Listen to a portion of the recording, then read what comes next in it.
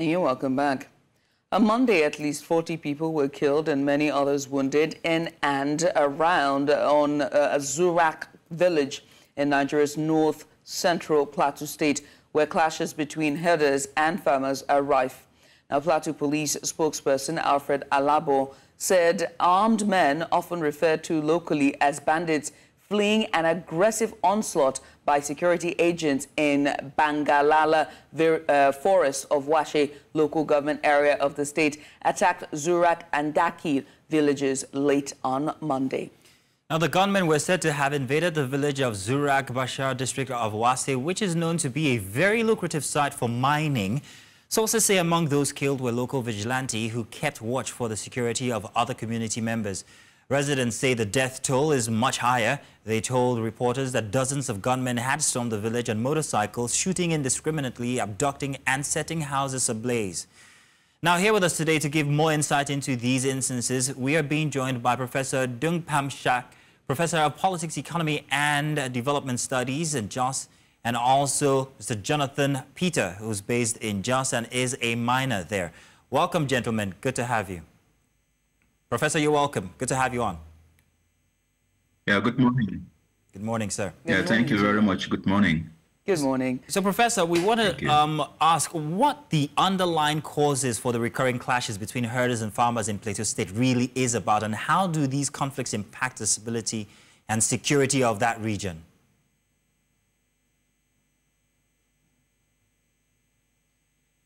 Well, can I make some preliminary remarks so that we have the context and the background?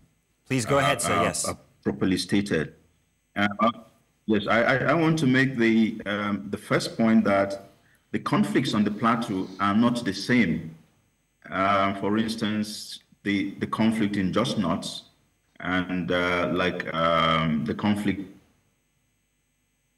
in kinds of conflict. So that's the first point. Is that the conflicts, on the plateau, over time.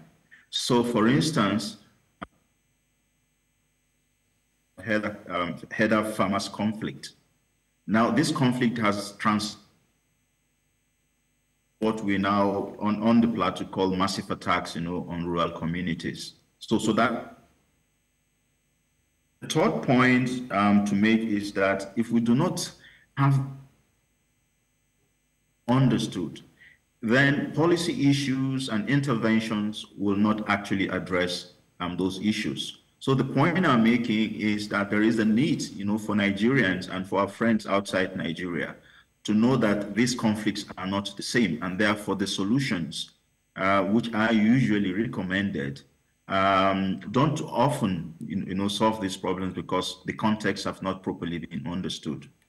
So for Wase, Wase is a local government. It's agrarian in nature and known for production of food and livestock, because therefore there are farmers. There are also herders, and there's also an area that holds a lot of resources, mineral resources like gold, tin, columbide, and quite a number that we don't know. It takes about some 4 hours from Jos town to that local government, about 216 kilometers.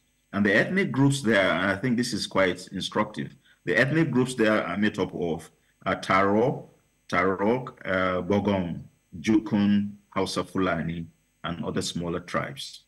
And this area has boundaries with Taraba State, Kwampan local government in Plateau State, Kanam local government in Plateau State, and Lantang local governments. Now, these boundaries are also very important because when the conflicts, come, at least since 2004, 2006, and the rest, you find that communities in these areas that I've mentioned that have boundaries with the state have also been affected. So mining is going on right now, and the community is having a lot of trouble. People have been lost, lives have been lost, and quite a number of farmlands, have also been destroyed. And as well, herders can't keep their animals. So that's the context. And I want to say that, well, the last unfortunate events that happened where many people, up to 40, were killed, is as a result of a long history of first the relationship between the various ethnic groups within Wase local government, i.e. the House of Fulani, the Bogom, versus the Taro people. And the discussion has basically been around issues around the control of political power in the local government council, as well as issues around land ownership, land control, and the rest. So these are the conflicts in Wase local government. And it will interest you to know that the relationship has been so deepened in the sense that the Taro people, who are mostly from the Lantan local government, but they have substantial number in Wase local government, so they are a component of Wase local government. They have a feeling that they own land there, and they've been there for quite a long time. And so the House of Fulani, who is also contesting the ownership of the place, have gone into conflict. And I think this is one of the major point that has to be made when we look at historically the history of that conflict. I'm sure you are interested in knowing. Yes, Professor, I would like to ask, now you've spoken plenty about land ownership. You also at the start spoke about the minerals that can be found in these areas. Now, regarding the ownership of these land and the fightings going on, has it got anything to do with these minerals, the possession, or who owns these lands that actually these minerals can be acquired from? Is that a big factor? Okay, so when this conflict started, it had to do with control of the local government council, who goes in there, who controls resources at that level. And of course, once that is, placed side by side, issues of land, land is quite a very sensitive matter, where if historically my ancestors, had handed over the land, it's very difficult, to transfer it. So the conflict now is the conflict first started with the contending groups trying to move away populations, from those lands that were hotly contested for, and those movements, saw how the bandits would come. They would raise houses down, at least for communities which they think should be relocated forcibly. So that's what's been going on. Okay, sir. Now, yeah. So to tie it with the issue of minerals, interestingly, there's a correlation between not correlation, but at least there's a relationship, since there's no statistics here to prove this. There's a relationship between these kinds of conflicts, with the mineral ownership, mineral mining, in those areas. If you take the classical case of Zamfara, for instance, I've been doing some studies there. Zamfara, the bandits were brought in to protect, the mining areas. But subsequently, the bandits felt that they too have the capacity, to mine. So when bandits are bound to protect the area, bandits try to move away the population from the area, yes, from the land, so that illegal mining can take place. But when some of the bandits felt that they had acquired the capacity to mine themselves, both the illegal miners, that's the artisan miners and so on, were either converted to be workers of the big-time bandit miners now, to work for them. So Professor, that's a classic example of So if you push it to Plateau State, what's going on there is some kind of forced movement of population from the mining area to other areas where they think they can find security. Okay, so that's a very good summary of the situation. Professor Dung, I'm going to quote you here because I understand that Jonathan Peters is just doing a... Jonathan, a very good morning to you, and thank you so much for coming on. I hope you can hear us now. Jonathan is a Jos-based miner. You missed, the earlier part of the conversation, but let me turn to you. The professor here is saying that there's a correlation between the land dispute and, not correlation, I'll take that again. There's a relationship between the land dispute and mining activities, maybe because most of these lands may have components of mineral resources. Can you speak to that statement? Definitely, there's that relationship, because if you look at it, the landowners and the miners have a good relationship. And if you look at it, once they come into the land to mine, they actually create that very cordial relationship with the owners of the land. But because there are some other interests that come into play, if it comes to mining, there are several interests that come into play. But there are those who also feel they should be the ones actually enjoying the proceeds of that place, or the royalty there, or those who feel they should be the ones actually controlling the mines, not even considering the federal government and even the state, So those are actually some of the issues we have in the mining sector or mining areas. And because of that, you see, bandits actually come into play. Some bandits are actually organized by interest groups, actually, while some are actually within there. They form that to scare people and scare the miners around that area. I think that is where the relationship is being affected. Jonathan, are you there? I think we lost you for a second there. Yeah. Okay. All right. Please go ahead. Can you hear me? Yes, loud and clear. Please go ahead. Yeah. The network is a bit fluctuating here. There we go. Yeah.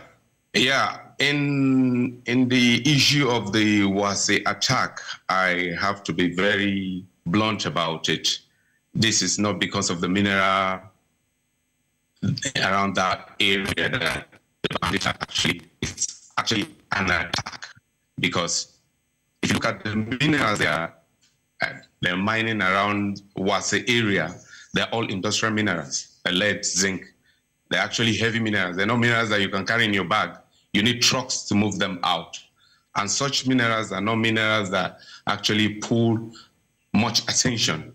So the bandits' activity are actually around that area, some of them for just like a hideout, because Zurak area, precisely where the major lead zinc mining is taking place, it's quite an area that is completely off network. If you're going there, be sure that you can communicate with the other world, except if you have so it seems like that's a perfect place, that's a perfect spot to hit when it comes to insecurity, because you are disconnected from the grid, and that literally means no telecommunication access, internet access, and even electricity. Yeah. Honestly, it's quite a remote area. So even roads, you imagine you're riding on a bike. If I want to go there, I actually take a bike. I can't drive there with my car. I take a bike for like 3 hours riding on a bike on top speed and going to an area, there's no network, no good road. So you see, it's quite open to bandits and any other robbery activity. So I think the security need to check on that very properly, not really the mining activity that is actually causing the problem there. So you just talked about the security structure, right? You just spoke about it, saying the security needs to be done. But earlier, when Professor Pam was giving his take there, he said at first the bandits were brought in and they were much more organized to sort of provide security.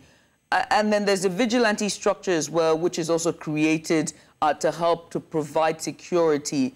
Now, with these two structures that are there, what then is the state government? Is it the case of the state government providing security for this mining activities that are going that are supposed to be legal? Talk to us about the security structure in and of itself.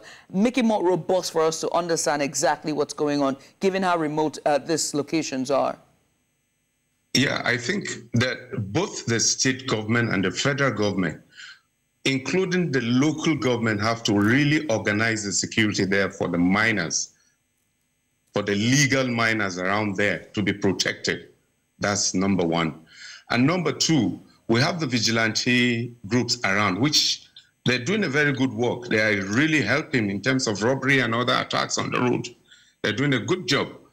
Honestly, if they have a good support from the state government and the federal government, I think this banditry issue will actually reduce drastically around the mining area. Some of them are actually coming not to actually disrupt the mining activity, but they're coming to rob. Most especially, let me give a typical example like what Prof talked about, the Zamfara issue. You know, the Zamfara issue is a gold mining. You can put a kg, 2 kg of gold in your pocket and go away with it. That's what those bandits mostly go for. They actually go to rob. So security needs to be checked properly. There needs to be a very organized security architecture around the mining area so that it will protect the miners and even those that are investing in the mining too. Okay, then, Professor Pam, I want to come back to you, Professor. Now, just like my colleague has just stated regarding the use of vigilante for security, is it to say that the government of these areas are not providing security for the people that work or live there? And what are the potential risks of actually leaving it to vigilante groups to just help out with security? Can't these vigilantes themselves, in turn, become the bandits eventually? We've seen this happen in the north many times. What's your take, sir?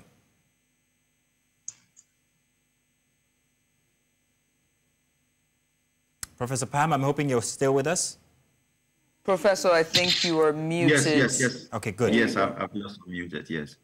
Thank you very much. I was making the point that security generally in the country has not been sufficient, for citizens.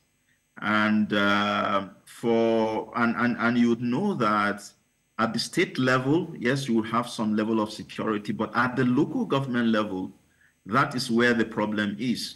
And so if states can't provide enough security to such areas, vigilantes are the only option that is available.